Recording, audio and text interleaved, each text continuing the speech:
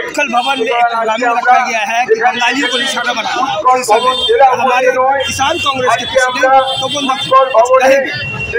ভারতবর্ষে বিজেপি শাসিত যে রাজ্য আছে সেখানে আমাদের পরিযায়ী শ্রমিক সাধারণ বাঙালিদেরকে বাংলাদেশে করতে লাগাচ্ছে, যেখানে বিজেপি আছে এবং এটা একটা বিজেপির চক্রান্ত, দেশ বিভাজন করার চক্রান্ত চলছে। এর প্রতিবাদ আমরা আজকে এসে দেখেছেন উড়িষ্যায় কি ঘটনা ঘটলো, একজন স্কুল ছাত্রীকে কিভাবে হেনস্থা করার প্রতিবাদে গায়ে আগুন দিয়ে মারা গেল, আরেকজনকে ধর্ষণ করলো।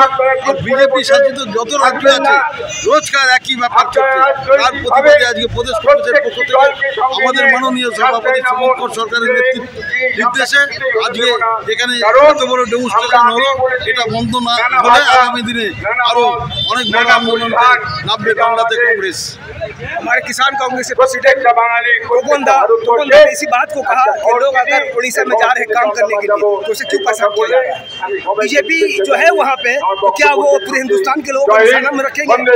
उसे किसी लोगों को भी कह देंगे वो मतलब कि टेररिस्ट है, वो बांग्लादेशी है, कुछ भी कह देंगे। अगर लोग अपने काम के लिए, अपने रोजगार के लिए जा रहे हैं, हमारे देश का हालत बहुत ही खराब है जब से बीजेपी आई है।